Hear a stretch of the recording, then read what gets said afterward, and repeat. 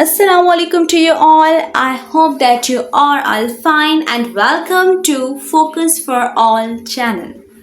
तो स्टूडेंट्स, हम अपने इस चैनल पर इंशाल्लाह class 9 to 12 biology, chemistry, physics और इंग्लिश के लेक्चर्स अपलोड करेंगे और आप लोगों को जितना हो सकेगा इस पर अच्छे से एक्सप्लेन करेंगे, इनकी एक्सरसाइजेस को सॉल्व करेंगे और सेल्फ असेसमेंट क्वेश्चंस को भी सॉल्व करने की कोशिश करेंगे।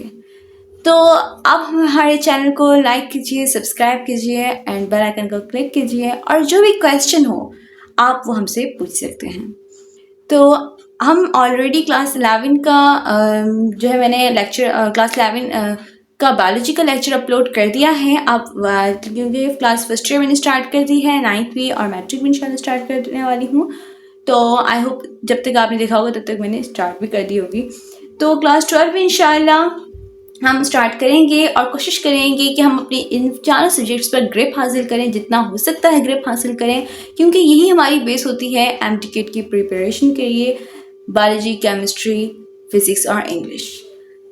तो आज हम इंशाल्लाह क्लास 9 की सब्जेक्ट बायोलॉजी के chapter number 1 introduction to biology को समझेंगे। असल में बायोलॉजी होती क्या है वो हम इस सब्जेक्ट में इस चैप्टर नंबर 1 में समझेंगे, क्योंकि क्लास 9 का ये चैप्टर इंट्रोडक्शन टू बायोलॉजी बहुत ही ज़्यादा इम्पॉर्टेंट टॉपिक है, चैप्टर है, क्योंकि बोर्ड एग्ज़ाम में इसमें से क्वेश्चन मोस्टली आता है और ये चैप्टर आपके लिए एक इम्पॉर्टेंट चैप्टर है और बहुत ही इजी चैप्टर है। इसको थोड़ा सा समझना होता है तो फिर आपके लिए इजी रहेगा। तो आज हम इस चैप्टर का बायोलॉजी का इंट्रोडक्शन पढ़ते जा रहे हैं। तो फिर चलें देखते हैं कि बायोलॉजी का इंट्रोडक्शन क्या है। जी, तो अब हम पढ़ रहे हैं कि बायोलॉजी का इंट्रोडक्शन, यानी कि बायोलॉजी के बारे में डेफिनेशन पढ़ रहे हैं कि बायोलॉजी हमें कहती क्या है। ठीक है, सो बायोलॉजी का जो वर्ड है वो कहाँ से, कौन सी लैंग्वेज से लिया गया है?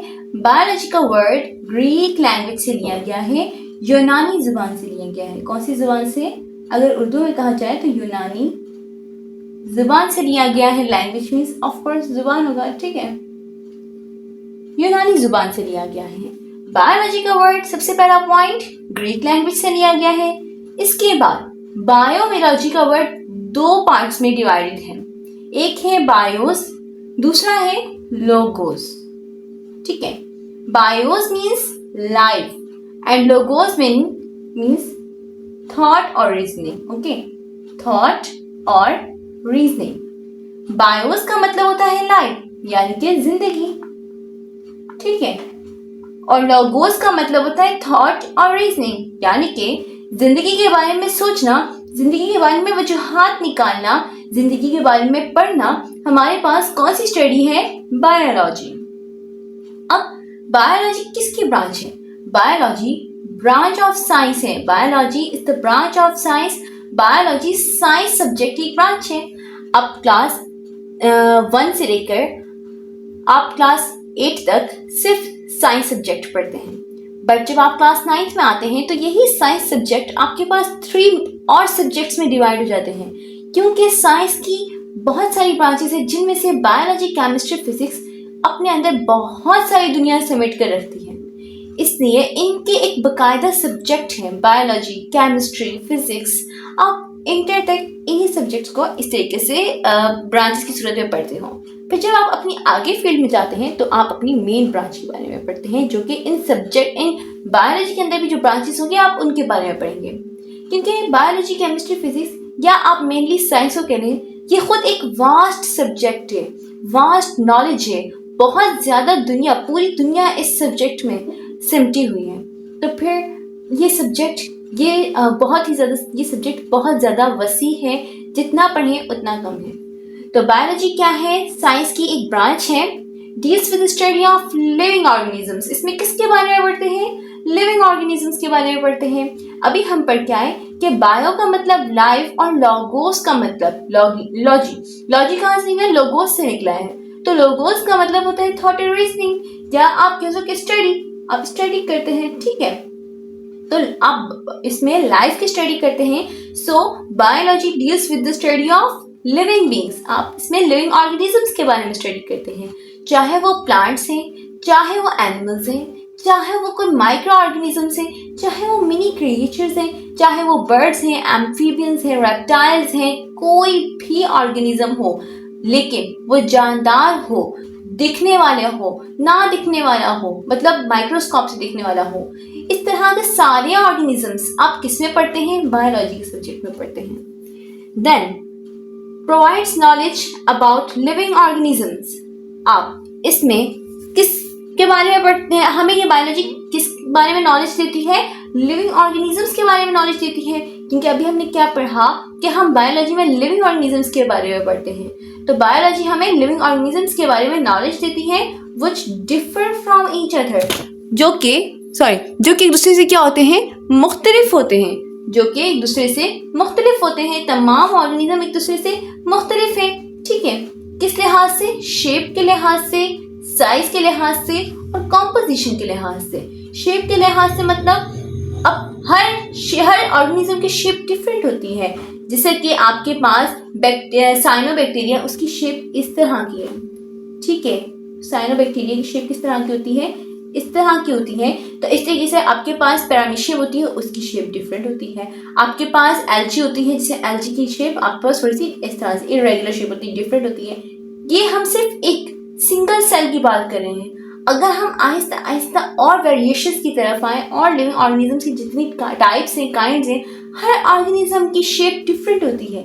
इवन एक इंसान की दूसरे इंसान से शेप डिफरेंट होती है। इवन स्पीशी क्या है? सेम स्पीशी है, सेम ही लिविंग ऑर्गेनिज्म है, एक ह्यूमन है तो दूसरा भी ह्यूमन है, बट शेप डिफरेंट होती है। हर ऑर्गेनिज्म की शेप डिफरेंट होती है, साइज डिफरेंट होता है। एलिफेंट का साइज डिफरेंट है तो एंट का साइज, एक चींटी का साइज डिफरेंट है, एक ह्यूमन का साइज डिफरेंट है। और मैं आपको बोलती हूँ हर ऑर्गेनिज्म का साइज बिल्कुल डिफरेंट होता है, कॉम्पोजिशन भी डिफरेंट होती है। जैसा कि बैक्टीरिया 1 सेल पर कंसिस्ट करता है, एल्गी 1 सेल पर कंसिस्ट करता है, बट फंजाई मल्टी सेलुलर है। हम ह्यूमन हैं, एनिमल्स हैं, प्लांट्स हैं, वो मल्टी सेलुलर हैं। फिर हर ऑर्गेनिज्म की अपनी अंदर कॉम्पोजिशन होती है, हर ऑर्गेनिज्म की कॉम्पोजिशन, उसकी शेप, उसकी साइज डिफरेंट होता है। तो ये बायोलॉजी हमें उन तमाम ऑर्गेनिजम्स के बारे में नॉलेज प्रोवाइड करती है जो एक दूसरे से डिफरेंट होते हैं शेप, साइज और कॉम्पोजिशन के लिहाज से। तो हमने आज से बायोलॉजी समझा कि बायोलॉजी क्या है। एक ग्रीक लैंग्वेज से लिया गया लफ्ज है जो कि जिसमें बायो जो है बायोस से निकला है और लॉजी जो है वो लोगोस से निकला है। BIOS means life and logos means thought और रीजनिंग। दस हमारे पास जो ये बायोलॉजी है ये ब्रांच ऑफ साइंस है। बायोलॉजी में हम लिविंग ऑर्गेनिजम्स के बारे में स्टडी करते हैं। बायोलॉजी हमें नॉलेज प्रोवाइड करती है लिविंग ऑर्गेनिजम्स के बारे में जो कि डिफरेंट होते हैं फ्रॉम ईच अदर, एक दूसरे से, in shape, size, composition, ETC। Shape, size, composition और मुख्तलिफ लिहाज से हमारे पास क्या होते हैं, सारे ऑर्गेनिजम्स चेंज होते हैं। अब हमारे पास हम अब देखेंगे कि अब इंशाल्लाह आज का हमारा टॉपिक था, आज का हमारा यही छोटा सा टॉपिक था कि बायोलॉजी होती क्या है। आज हमने इस टॉपिक में ये समझा। अब इंशाल्लाह नेक्स्ट लेक्चर में हम डिविजन्स ऑफ बायोलॉजी के बारे में पढ़ेंगे, जो कि हमारे पास बायोलॉजी की आगे बायोलॉजी खुद कितनी डिविजन्स में डिवाइड है, ये इंशाल्लाह हम अपने नेक्स्ट लेक्चर में समझेंगे। तब तक के लिए अल्लाह हाफिज़।